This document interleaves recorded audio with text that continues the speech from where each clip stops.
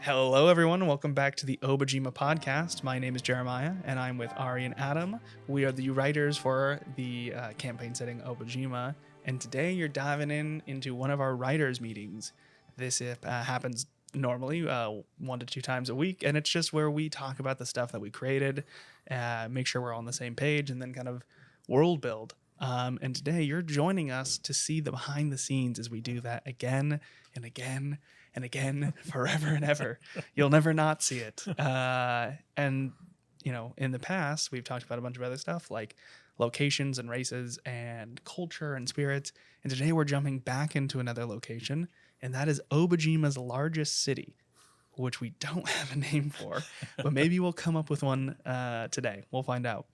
What we do know about Obojima's largest city is that it is in the shell of like an 80s technology, like the 80s infrastructure, right? Meaning that all of the buildings, or maybe not all of them, but a majority of the buildings found in this city are all abandoned. They were all abandoned until Obojimans moved in and took them over and filled them with intricate, or different things, and took over their trinkets and things like that, which means you're also going to find the most 80s technology condensed here in this one singular location.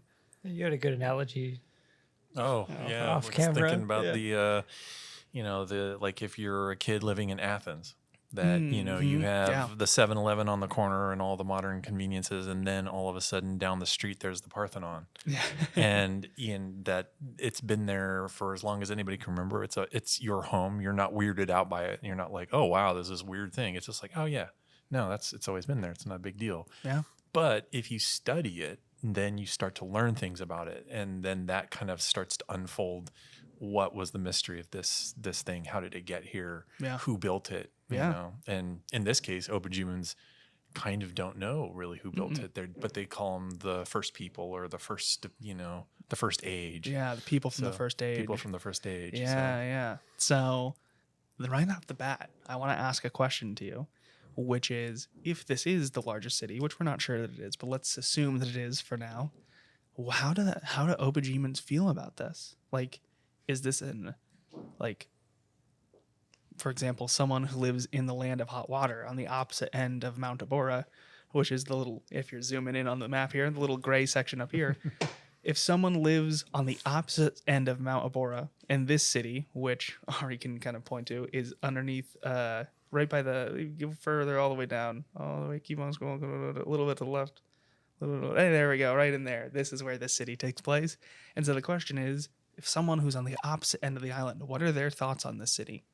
It's huge, it's interesting, it's unique compared to the rest of them, considering that it's so full of this, the first age technology, first age infrastructure. People are living in the ruins of another people. So how is that? How do people see that?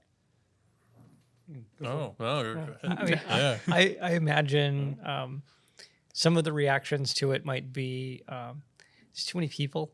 They live too close together, because a lot of Obojima, a lot of the settlements are kind of more rural, and it's kind of more of an agrarian lifestyle for much of the island. So I imagine going there might be a little overwhelming, or like, how can people live like literally on top of each other like that?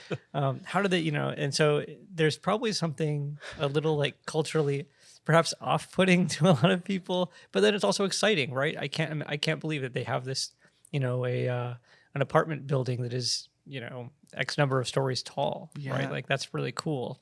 It's on the coast. How it interacts with the water is going to be something fun to play with. But there's also this idea of the technology from the first age. Some of it seems to be kind of protected and pristine by like the magic of the island. Yeah. And if this place might be the largest concentration of such buildings and such things, so there's something like clearly magical about this place. Mm-hmm. Something you said earlier got me thinking about, like, imagine maybe this is like some sort of weird nexus or node for a collecting magic of Obojima. And you can imagine that maybe even before this technology existed, there might have been like a Stonehenge type structure that might be if you go into, the basement, sub-basements of one of these big things, you might find the structure there. It's like, oh, that's interesting. Like, why is this magic concentrated here? And so it might be kind of seen as a mysterious place, even to people of Obojima. Yeah. Of just, knowing, about this kind of preservation kind of facet to the magic of the island. I definitely think that this is, if we talked about, I think we talked about magic and the culture of magic in the island an episode ago. But if it's kind of like, magic's everywhere and certain people utilize it for certain aspects, I think here it wouldn't shock me if like everyone that lived here might know a cantrip or something like that. Just like it's so like, literally the building that you live in is full of magic. It's keeping it from the island is imbuing this building that you're living in with magic to keep it from rotting away. It's so old that it's almost, it should be really second nature. There's vending machines everywhere. There's people are riding around on bikes and motor cars and there's a witch academy built directly into the the city. And this is also where if we watched our Okiri village, this is the village that we were talking about that had the sword school. The first one, I'm trying to think of the name of this one, Canaan and Moon's sword school here. And so like this is I wouldn't be shocked if like, even if it's a small task, if it's like, oh yeah, I'm a mom and my kids run around, they play, and I know a couple cantrips that help me cook around I know Mage Hand because it gives me a third hand when I'm cooking or trying to take care of my kids, or I'm maybe I'm not a seamstress, but what's the thing that makes books, like a bookbinder? Bookbinder, and it's like helpful to have a secondary hand when doing that or something like that. Like that's interesting to me. Not to say that has to, but no, the city maybe kind of, it could be one of those things where like you're doing a task and then the city kind of just knows that you need this magic, or just by you desiring like, oh, I wish I just had it, and then all of a sudden you learn how to use a spell that does that thing. It's almost like the city actually helps you.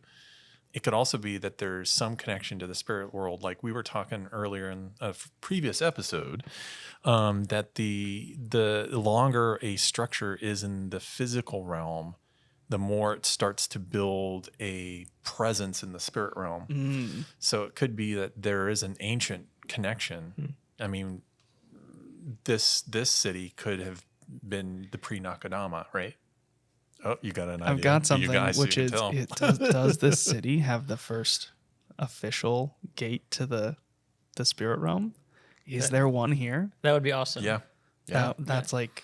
And do people know about it, or is this something that is discoverable, in the city? I think it's interesting if it's just like, this is a gate to the spirit realm, and like spirit, and then you go there and it's like, oh yeah, spirits are everywhere, all over the place. Yeah, this is a big spirit, and it could be...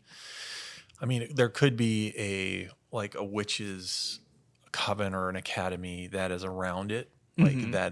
The academy has been built around this gate. Yeah, that there's people who are studying it, or maybe you have your largest population of spirits that move back and forth between the realms. Maybe there's even a physical being that actually can do it. Okay, hear me out. All right. What if it was in a old convenience store, like a building, and in the very back of the old convenience store there's like a cooler, like a Pepsi branded machine, and you open it up and you walk through it, and that's your entrance to the spirit realm. Yeah, that's cool. Meow Wolf, eat your heart out. That'd be cool. I mean, we don't have to. I've just been trying to think of how we insert a convenience store into this world. And that's a possibility if we wanted to. Yeah, that's great. That being said, there's a lot of questions about this city, and I think one of them is, we're kind of touching on it, which is, what is it like living here? But the other one is, why do people travel here specifically? Like, if this is the largest city and it's full of all this magic, what's the thing that draws people in? Is it like the ability to trade, the ability to sell their wares? Is it, in potion brewing is incredibly, a incredibly popular craft here, and so all these rural people are collecting ingredients and bringing them in to sell here, and this is the hub for selling and buying potion ingredients? Or is it, like a lot of field hands send their or a lot of farmers send their field hands here to take a class in the sword school so they can protect themselves against maybe bandits or howlers or other creatures out in the field, hill dragons,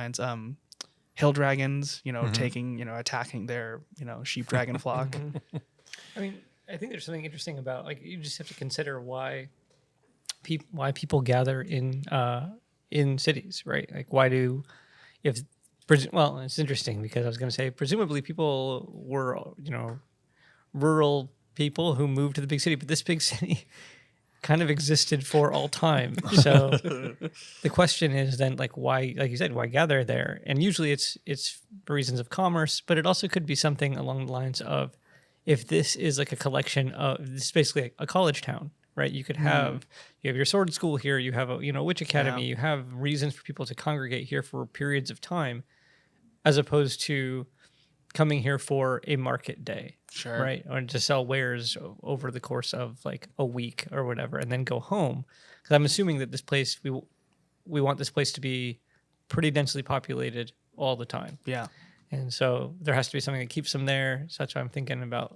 I like that a lot, because then we can make this the hub where you get introduced to a lot of the factions. Right. Mm-hmm. That's a good point. So the Courier Brigade or the Postal Corps or whatever we end up nailing in there. One of the witch covens, the sword school. Mm-hmm. It's close to the ocean, as Adam mentioned. So this could be pretty close to the Southern Divers Lodge, where the Pontier is, and so we can condense a lot of these factions all intermingling in this one large location. That's great. And that's really interesting too. So the hub of the Postal Corps might be here, or the Courier Brigade. Mm-hmm. Is this like, okay, do you guys see this as a place where you go to get quests? Or is this a place where you go on a quest? Like, are there adventures to be had in this city or big town? I don't know if Obojima can ever approximate a city. Yeah.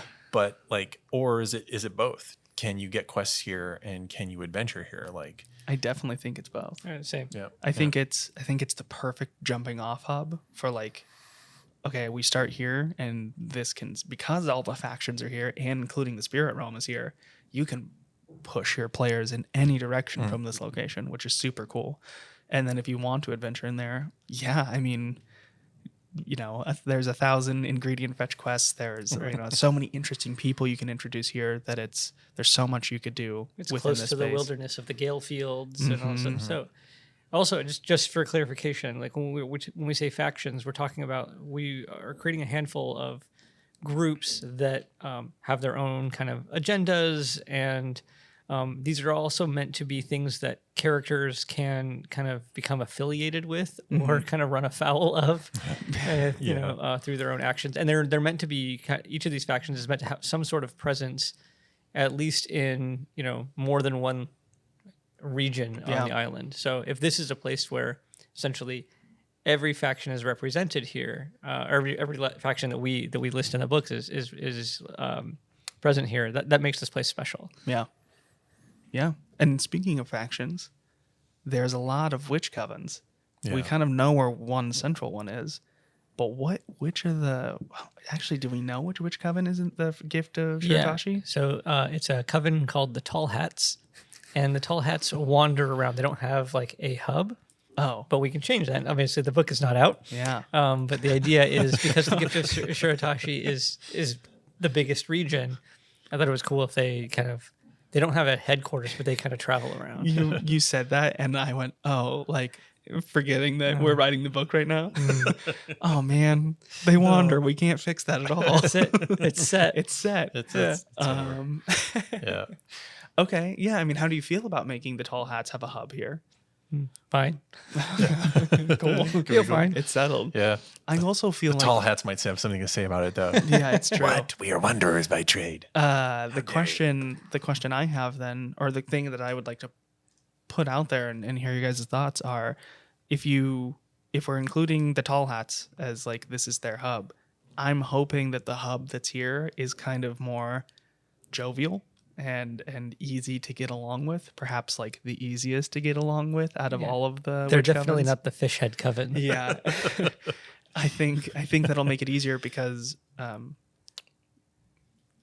it's an easy way to make the introduction to witches, but it's also an easy way to include a lot of witch apprentices. And if we're imagining all of these young students going there, it probably is it may be the largest of the maybe not the largest, but maybe very large comparatively.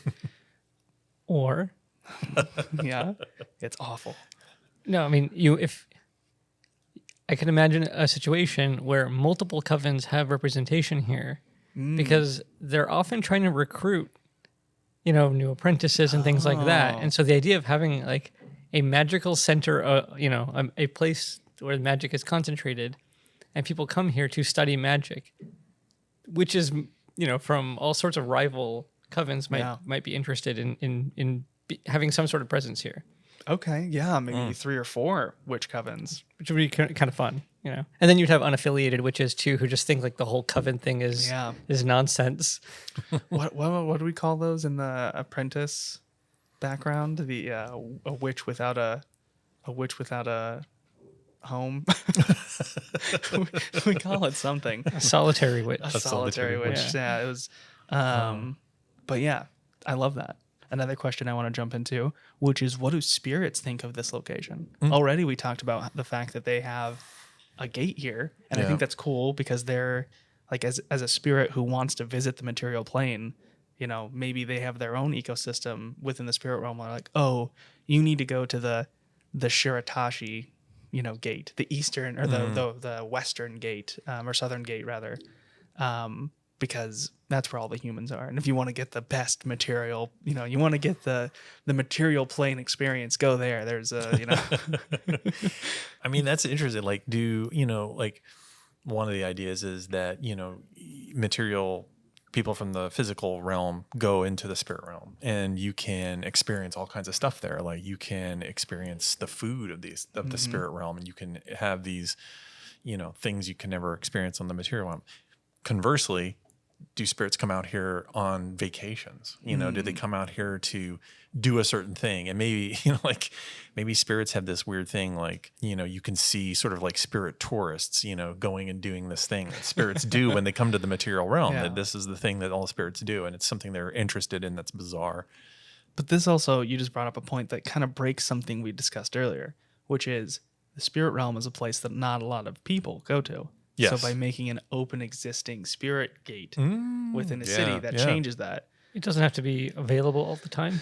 Well, it could be a fixed place that is open at some time, things like that. And maybe it's a one-way.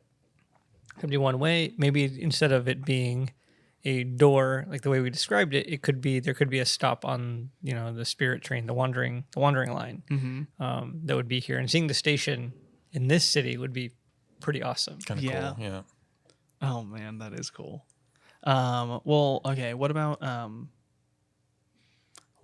a location or the entrance is something that is too unapproachable for humans to move through, as far as like the spirit, as far as the gate goes? Like, there's better gates for humans. Do you mean like if it is the door in the freezer of a 7-Eleven? You have to pass through this like Arctic, like you go into this like frozen kind of gate area until you actually, cross over into the spirit. Is that kind of what you're thinking? Possible. Or? Okay. Well, the another thing I was thinking is, if spirits are more liquid in their forms and they kind of change the way they are when they're shifting from the spirit realm into the material plane, it could be like, I don't know if I'm remembering this correctly. In My Neighbor Totoro, there's the cat bus, and it like distorts itself for different size people. Like opens up its body, and Totoro gets in and shrinks back down. What if the gate to the spirit realm is like a crack in a wall, and all the spirits are coming out like blowing up and distorting, and then standing normal, and then like humans try to go through, and it's like, Okay, how do I do this exactly? I was thinking like, imagine if we're in the spirit realm or we're in this city right now and all of a sudden just spirit just kind of walks out of this wall. And it's just like they're just kind of walking along, but we couldn't like go through it. It's like a solid wall. Yeah. So maybe because this city is so old and it's sustained by the magic of Obojima to keep it like from falling apart, that energy is itself the gateway, but spirits can move in and out of it. But you could just like walk out of a wall. Yeah. If you were a spirit, but human, a material person couldn't do it. I also like the idea of like a very simplistic clay pot sitting in the middle of the street. And it's like, oh yeah, that's the gate. Yeah. That's the spirit gate. Yeah. All spirits come out of that. Yeah. Or a fountain. Spigot. Yeah. Or a well. Yeah. And you're just... Yeah. I really like that. No, that's super cool. I think that solves the solution or solves the problem with spirits being able to come in, and it's a hub for spirits to enter and leave the material plane. Yeah. But it doesn't allow humans. Like humans have to go and find a gate more suitable for them. Yeah. To enter in the spirit realm. Or you have to find a magic item, or you have to have a spell. Learn a spell or something like that. Or drink a potion. Yep. Because we have potions that you can see the spirit realm. Like you can drink it and all of a sudden you got spirit eyes and you can check it out. Yep. And I don't know, do we have a potion that you can use to like you drink it and now you can just kind of gate through into the spirit realm? I don't know if we have. So we don't have a potion right now. I think the things that affect it are elves can see creatures, not the spirit realm, but see creatures, like other spirits and where they currently are. We have the spirit mask, which was formerly the banshee mask, by the bard, who can activate it. And when activating it, when they move and transition through the spirit realm. And then when they stop moving, they reappear in the material. Yeah. So I really, really want there to be a roll whenever you use that ability. And if you roll a 1, there's a random like encounter that while you are traversing through, there's a chance you get caught up in spirit shenanigans. Well, imagine running through a city street and you use that, and then all of a sudden you're in the middle of an inn or like, and all the spirits tackle you. And they stopped you abruptly in the moment you stop moving. You reappear in the material. Oh wow, that's really cool. That is fun. So yeah, I'm loving that. I'm loving all of that. I'm jumping. I'm not trying to move us too fast, but at the same time, we've been getting a lot of tangents today. So I'm trying to keep us on track, and I want to get through everything. And then if we have extra time, tangent away. Yeah. But the next thing I want to bring up too is movers and shakers in this space. Who's important in this town? Who's doing stuff? I mean, clearly there's probably a faction leader for each of the factions. But based off of what we just said, that's 4 witch covens. That is the Courier Brigade and the Sword School. So Kanan and Moon, both of them are here. So there's a lot of characters here. I'm almost wondering if we expand this city to be bigger than all of the other locations, just because there's so many characters here. I mean, the city could have quarters, right? Like a witch quarter with the coven. It could have a quarter that's got the Courier Brigade. It could have I think Cannon and Moon, the Sword School is outside the city. It's kind of like on the outskirts of it. They have their sort of training ground there.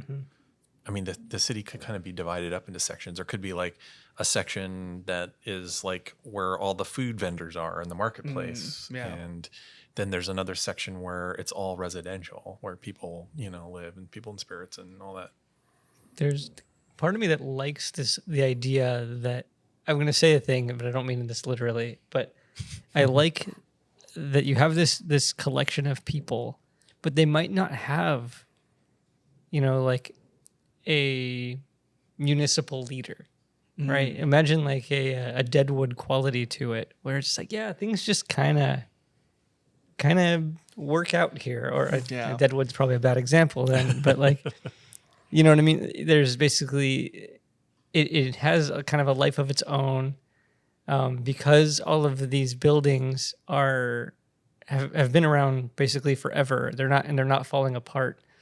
The need for, maintaining infrastructure isn't as dire here. There's something very interesting about this idea of people gather here and sometimes there might be a feud between witches might turn into a duel, and that's noteworthy. Or some howlers might descend out of the Gale Fields and attack the town, and that's a big deal. Or I don't know how this would happen, but you might have the wandering line like spirit train get derailed, and crash into the city there. And so you could have these kind of disasters, but the idea of it not being, there's nobody at the helm, right? There's nobody steering the ship here. It would be kind of interesting.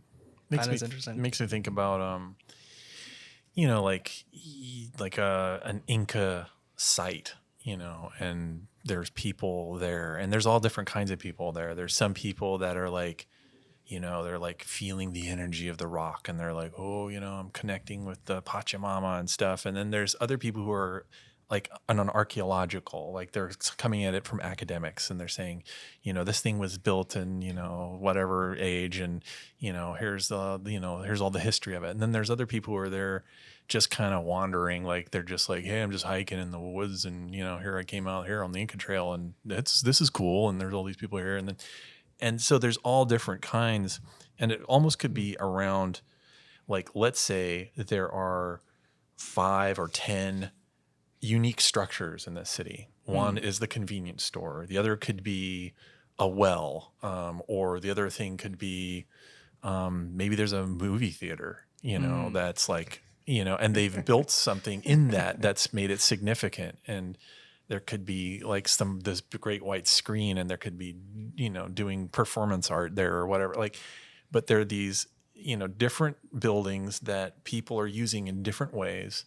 Maybe some have been sort of turned into the headquarters of some of these factions. Yeah. Like maybe the Postal Corps has taken over a municipal building, or the Witch Coven has taken over the movie theater, or AHA has taken over the convenience store.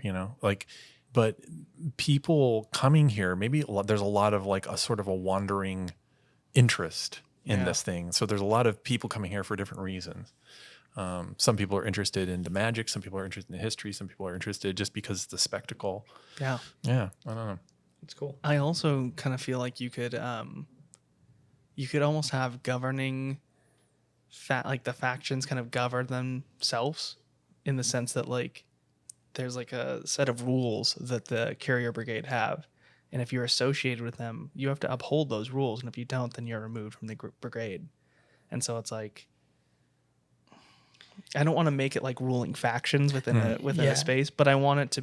What I'm trying to say is like everyone is kind of expected to abide by like a courtesy, and then within that, there's like a handful of factions that have like specific rules to them that their people are expected to do. So like the carrier brigade, like if you see someone struggling, you are expected to help them. I think that's basically kind of like an unofficial like kind of covenant, in the city. But I to your point, I would caution making these factions feel like political entities, or that the city is governed by the faction, because I think it changes what the factions are in the island. Like in the role of the factions on the island. Like the term faction is just to describe, at least the way I understand it, is just to describe a group that we wouldn't put in like the location entry alone, right? That it warrants. In the book, they're presented as like there's a separate section for factions, and we describe them there because they're present in multiple places on the island. But it doesn't mean that these 6 factions are like the ruling groups of the island in any way. Especially if you look at like, one of the factions is like essentially a scout group, like for youth scouts. So like, they don't really they're just present in multiple places on the island. Well, what about this? What about each of the factions provides like a service to the location, and it's not necessarily expected, but it's something they've chosen to do because they are keeping residents within this space. So like the sword school, if something dangerous were to occur, might step up before anyone else to defend the location. Yeah. Or like, maybe there's an issue with spirits, and so the witch covens would all come together to try to figure out what's going on and solve that problem. So it's like they're kind of, when problems arise in certain areas, they're there to help, and that's something interesting. I mean, what that could occur? Well, because there is such a gathering of, I don't know, the knowledge and entities of the island here, like how are they dealing with, like, say something like the corruption? Like, what's the conversation going on in this city? Are they aware of it? Are they hearing rumors at this point? I mean, it's a great point in that there also could be a population kind of boom in the city as people might be leaving, the east where the corruption is taking hold. So you might have new people entering the city, which the city might not be ready for, and so on. So that creates all sorts of other kind of tension and stuff like that, which is cool. Well, it could be that the corruption isn't widespread here yet, like the knowledge of it. And because to the east of this location, up in this kind of central, further down in the coastal highlands, right, we have a observatory. Yes. Which is being currently run by AHA, I believe, or at least AHA has affiliations with it. And so if they are if they're another faction is in between the corruption and this place, they could be spreading the word. So maybe in our current timeline, AHA is now arriving to this location to be like, there's something occurring. And considering that there's large organization of people with like organized groups, maybe AHA is like, maybe AHA's asking for protection from the sword school, or asking the witches to accompany them to help them with the arcane. Like there could be, maybe that's how the city's dealing with magic, is AHA is kind of going around to each of the factions and going, we could use your help here. We could use the the carrier brigades, skills and survival, and the sword masters, it's not, we don't have to, but yeah, that's cool. It's an option.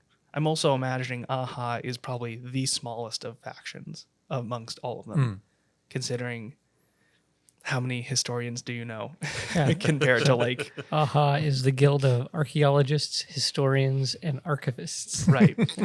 Smaller group of people. Yeah. Smaller group of people. So I'm thinking like, generally you're going to roll up your character and you're going to start off on the western end of the island. Now, if you roll up a corrupted ranger, you automatically have probably firsthand experience of what this is. So, theoretically, your ranger started off on the eastern side of the island and then, went to the west, if that's where the campaign begins or where the story begins. But should nobody roll up a corrupted ranger, and you probably maybe don't even hear about it until you reach this city. That's a good point. And that's really cool. And when you get to the city, that's the first time you really hear about it. Yeah. And then you're like, what is this thing? What's going on? Yeah. You show up and there's a handful of witches all gathered in a circle outside of town. Yeah. And there's one AHA member in the center who has like a glass, jar with it in the center.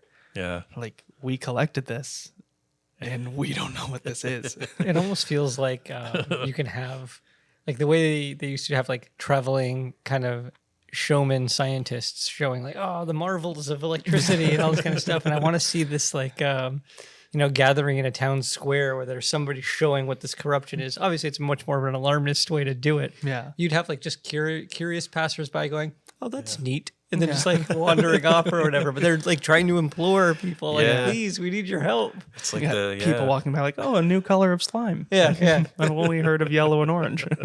Oh my goodness. Or like, maybe somebody has a corrupted spirit, the first corrupted spirit you've ever seen. And like, hey, but I think that would be a fun like NPC, it's just like this wagon that's showing either, like they're either doomsayers, like, oh, this is, the terrible times, or they're AHA members who are like, hey, this is something strange that's happening on our shores. Like, be aware, people. And maybe that's one of the adventure hooks there is this singular AHA member. Because again, if it's really small, one AHA member shows up to try to convince the factions to assist, and they're like laughing him off. Yeah.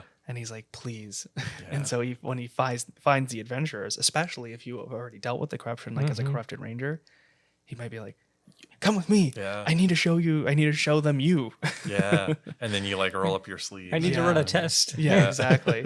That's really, really interesting. Yeah. And a very cool hook Like in itself. You're a corrupted ranger and you have your, roll up your sleeve and you've got your corruption, and then the corruption, the jar just kind of goes, Yeah, leaves, and it's like your Pharaoh arm starts fluid. to burn. Yeah. Yeah. Oh man. You're like, oh. That's Then it's connected. Yeah, You're just that's like, really cool. I like that.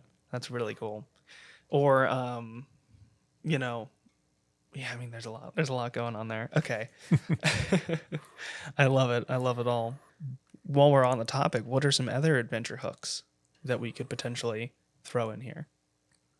I mean, I love the idea of somebody actually going missing in the city, and you find out that there's much more going on, even like literally beneath the surface. That the infrastructure of the city that has been here forever has all these kind of subterranean tunnels. So maybe an old like subway tunnel or something like that would be kind of cool. Yeah. Oh, that's cool. Yeah. Like you go down and there's just like this. Like, earlier on, like Lenny was talking and you were talking about Japan and how it's this like shopping mall subway underground with like multiple levels. In Tokyo, it's I mean, for me, somebody who just visited, it was pretty wild to experience in Tokyo that, you use the train system and it's all built underneath the city, but it is layers deep. It is literally like a shopping, and there are shops. There are like it's like a whole city beneath the city. Wow. Yeah. Yeah. That's cool. That would be really weird. Like, like maybe not many people know about it. That's interesting. And so this is where you start to get even things like, the analogy you made about like Athens, right? You might have somebody who wandered down there and they're uncovering ruins that they didn't even know existed here. There might be, AHA might actually have an excavation site somewhere in the city, and they might find something that either makes the magic go haywire in the whole area, right? If this whole place is magically connected, or we know it's magical, but maybe they might reveal that it's actually a magical network, this whole city. And so then they rearrange something or touch something they're not supposed to, and it makes everything kind of go wonky.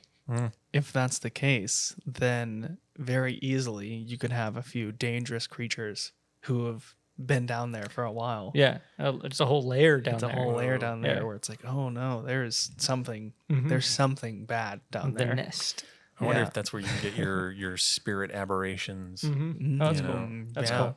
Yeah, like things that are, like your tentacly, multiple-eyed, crazy things that are jibber-jabbering down there in the dark. Yeah. Yeah. I love it. Another hook that I was thinking about that I had, and I'm trying to remember exactly what I was saying or what was in my head. Oh, what was it, Jeremiah? Oh, yes. An adventure hook that deals with the witch coven specifically. And I'm thinking either you place, if your character's playing a witch, having them trying to integrate or connect with the witch coven is super interesting. And if not, you can introduce a young witch apprentice who needs the assistance, for their final exam to get accepted into the school or one of the covens or something like that. Fun. And they're like, I need these things, or I need, or maybe I got a flying broom, and I lost it. I would try to fly it and it flew off into the forest, and now I need it, or something really fun like that. Or my mom sold my broom because she thought it was just an extra broom in the house, but it's not. I actually took it from the school when I wasn't supposed to, and now I need to find the merchant that has my broom. They don't know it's magical.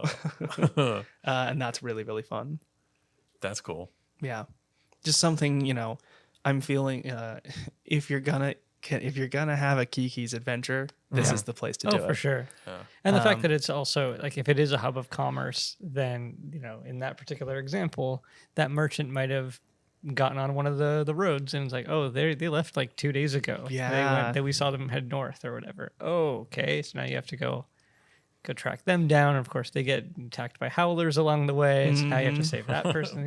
This is how adventures unfold. Yeah, that's a lot of fun. That could also be something that, you're outside the city, maybe, you know, somewhere far away, and there's an apprentice witch, and she, you know, once she's going to do her final exam, but she needs to get a broom, and she has to travel to the city, and to get there, you know, it's like, okay, you know, we've got to go to this city where the magic is really powerful, and there's these witch covens, and this is one of the rare places in the world you can actually get a magic broom. Yeah. You know, because they're not like a dime a dozen. So you have to go there, and, you know, on the way there's hijinks and craziness, and I love it. So there's another thing that I kind of want to talk about in this space, which is an idea that I think you mentioned a long time ago that I've been just chewing on forever, and we've mentioned a few times in the podcast, I think. But I think we didn't necessarily assign it to a location, and that is these giant, like, hot air balloons or like lanterns that fly in the sky that are run off of a giant singular candle in the center of them. And I was trying to think of what faction might have it, and I think it would be cool if there's a singular one, like there's only one of these, and it's owned by the Courier Brigade. oh, cool. And that's why it's like they have one, and for really important packages you put it on there, and maybe there's like you know there's a group of candle makers that spend an entire year making one of these candles, and so you always like are replacing it. What if along those lines, like if you have, you know, I'm a courier, and I go out. Let's say it might be for squads that go out, and they each have, or you know, they have one of these, and this is essentially like if things go sideways, like they're on the side of the Mount Arbora, they get stuck up there.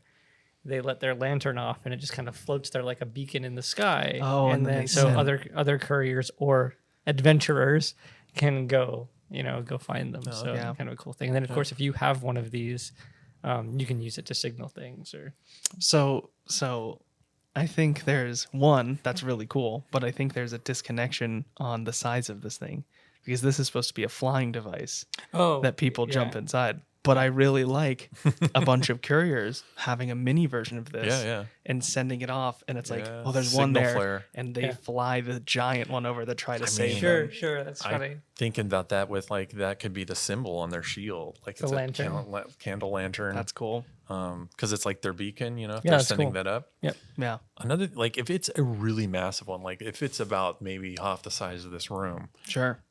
It could be part of a, like, I don't know, like kind of one of these festivals where it's sort of like symbolic, like the migration of the lantern from this place to another place kind of symbolizes something. But at the same time, it's carrying some kind of, I don't know, like,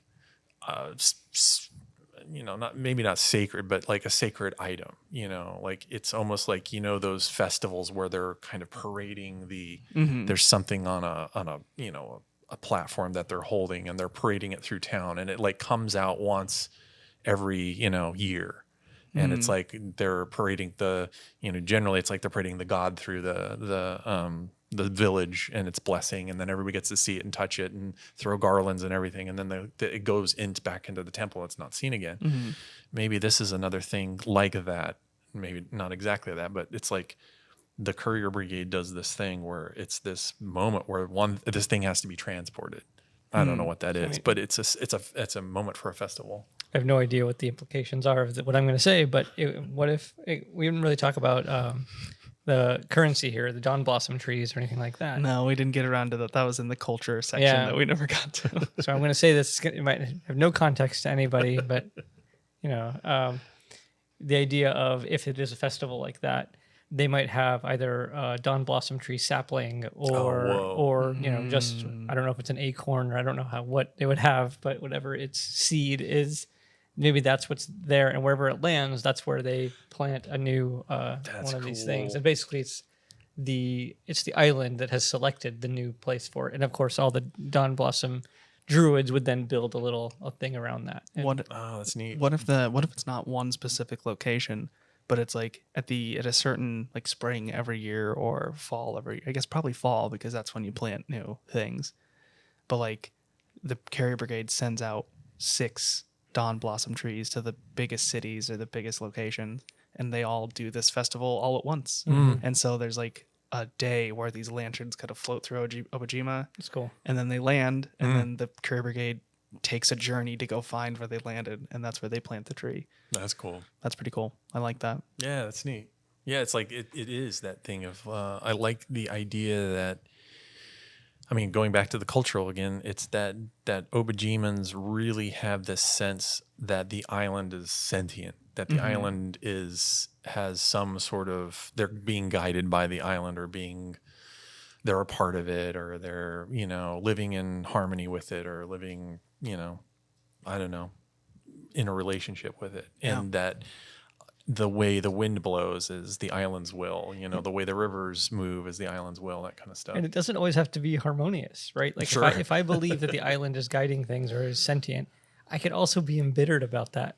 Yeah. I don't have to think it always a good thing. I could shake my fist at the island. Yeah. Yeah, I mean, irritated. Yeah. Yeah, My radish crop's all rotted. When things didn't work out for me. It's the island has it out for me. Or you're a farmer, and one of these Dawn Blossom trees lands in the middle of your farm, and you're like, oh, no. Yeah. The druids come in and like, yeah, I'm sorry. Yeah. We'll have to move your crops. Yeah. Move my crops at this time of year? Yeah. and they're like, sorry, it's the will of Obojima, and there he's like, like the will will of my Obojima. elbow, Will of Obojima, the drafts are sending them this way. Obojima's that's after me. That's right. It's one Yeah. now. I'm telling you, it'll be two next year. That's right. And then I'm going to have an orchard that makes no fruit. Yeah. Makes money. Yeah. You're like, I Yeah. can't eat money. Yeah. Yeah. How am I going to feed my family? Yeah. Yeah. I mean, that could be a source of conflict where, like they have to, like, I don't know, would an Obojiman actually be like, seeing that thing coming and landing and be like trying to move it and, move the sacred lantern somewhere. He's like, get your Dawn Blossom tree off my He's a property. big fan that he's like, come on. Get off my lawn. Yeah. Yeah. That's pretty good. Yeah. I like the little kid runs throughout the Elkiri village. Old man Jenkins moving the lantern. Yeah. Mom. That kid's a liar. I didn't touch that lantern. Nobody touch that lantern. It just so happened to land 10 feet off of my property. It's the will of Obojima. Yeah, The that's will of Obojima. Yeah. Who's to say I'm not the will of Obojima? Yeah. Yeah. I love that. Yeah. Nothing. Well, yeah, I guess that in that sense, nothing's sacred. It's fun. That's cool. Yeah. Okay, so we have some cool adventure hooks. And we kind of talked about some of the movers and shakers, which seem to be like faction leaders and stuff like that. Do we want to have any movers and shakers that are not connected to a faction within this space, like a merchant or a baker, or like, is there someone else that's influential within the space, disconnected to the faction? I mean, I'd love that idea anyway, just to show that if nothing else, that that Obojima is more than factions, and so I love the idea of people on their own have made it big. Whether it's just, you brought up baker, is it a celebrity baker, or Is it the baker that produces Happy Joy Cakes? Oh yeah. Because if that's the case, and it's and that makes even more sense that the cake is imbued with magic, especially because of the location.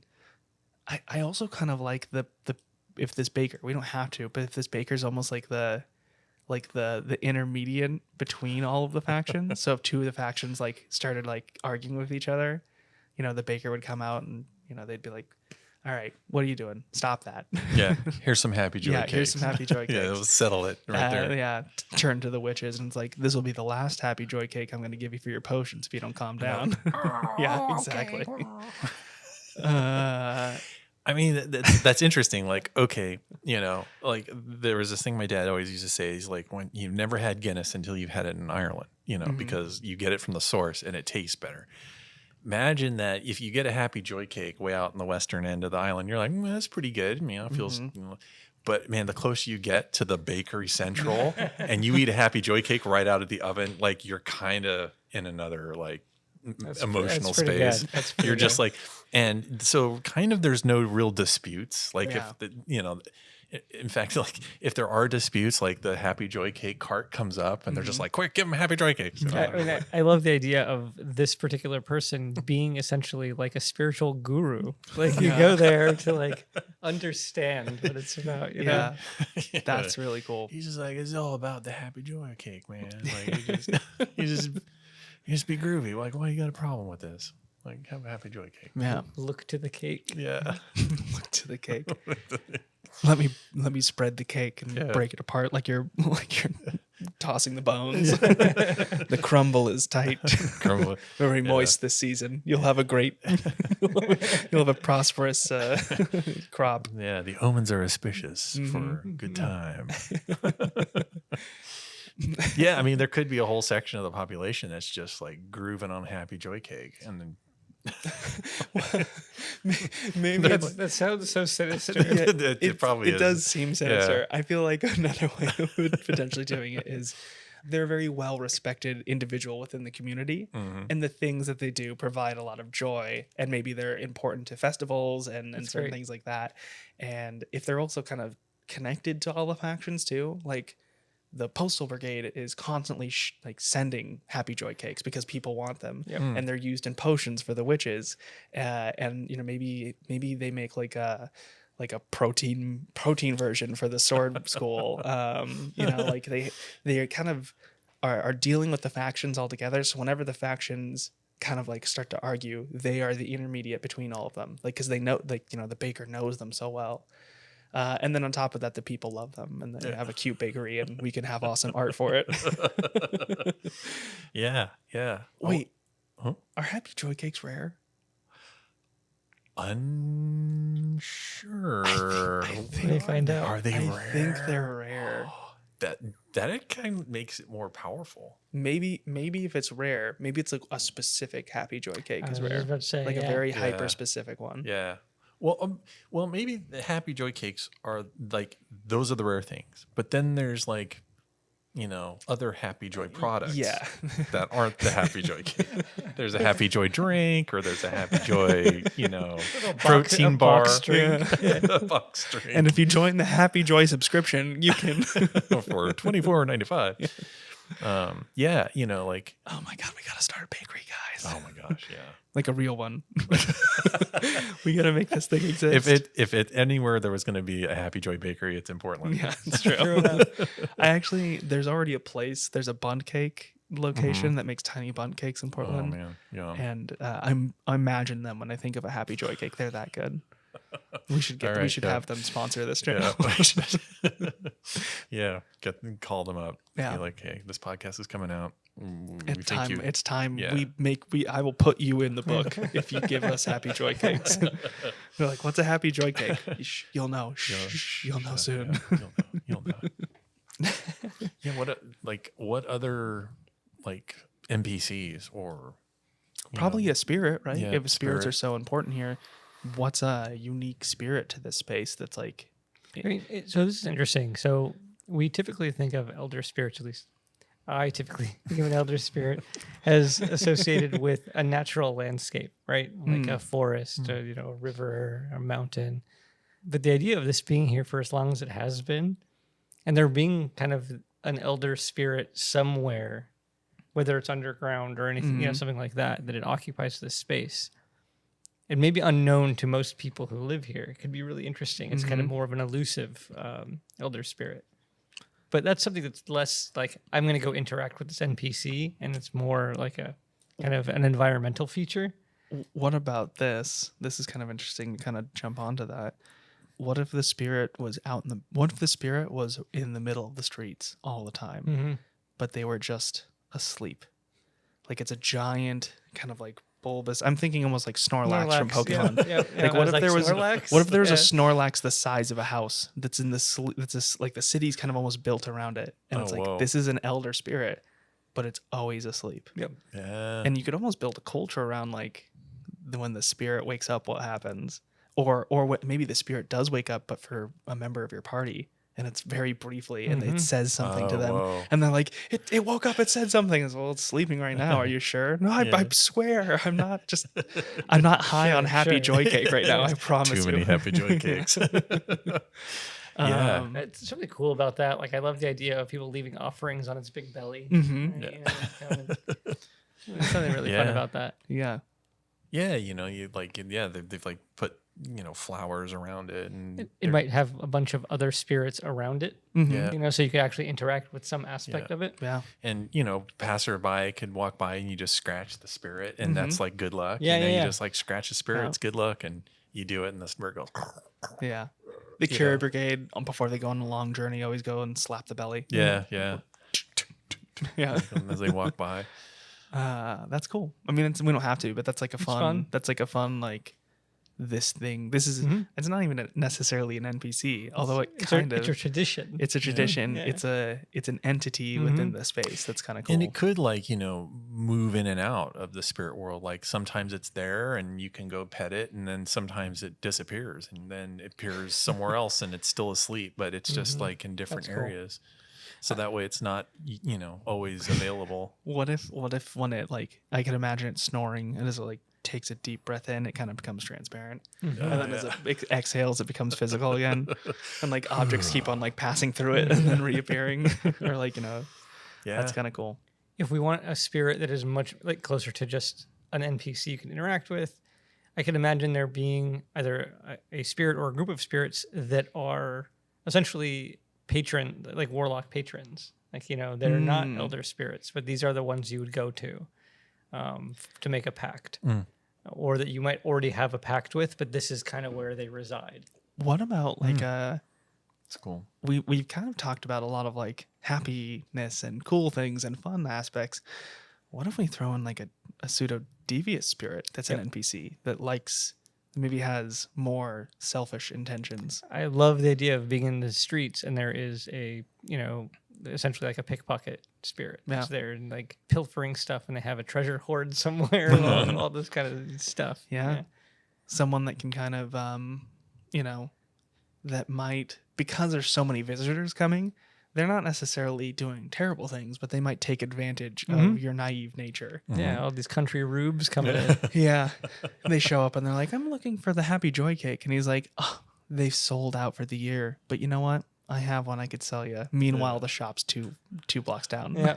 And they just lead you in the opposite direction. Jerks. They sell you a random pastry from a random bakery in town. Yeah. And then they're I don't know, who would see them and kind of shoo them off? Would that be Courier Brigade, or would that be just, or some, one of the locals who's just I love the locals. I love a neighborhood watch kind of thing. Yeah. They show up and just kind of drive this thing off. Yeah, the market, the shopkeeper who just comes out and goes, hey, leave those people alone. Well, what if this spirit can change form?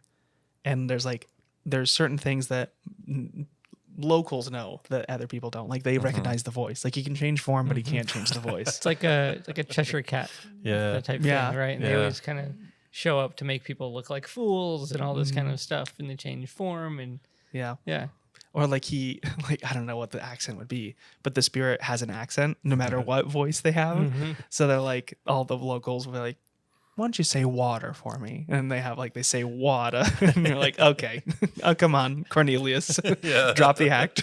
He's like, oh, kisses. I like how I went Eastern, Boston, and Boston. you went. I was French or something. It was here. No, I like that. I like a devious spirit in this location because it feels like a place where a devious spirit would flourish. That's cool. That's really cool. Because they can make a quick getaway into the spirit realm, if things got heated. Or you could do things like it disappears in shadows and stuff. So it could always have this little escape.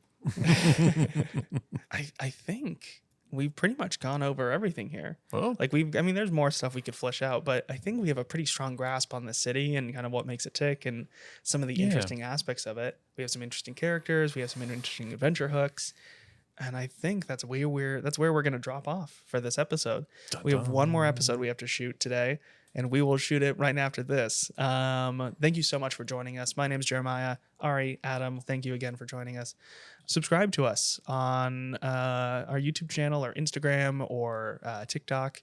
We make awesome content across all of those platforms, and you should join us there. Also, join us on our Discord. If you're not aware, we have a Discord. This is the first time bringing it up today. But we've got a Discord, and you should join that too. A lot of awesome content where you can playtest material and see the artwork and other things that are coming out live. Anyways, that's it. Thank you so much, and we will see you later. Bye-bye. See ya.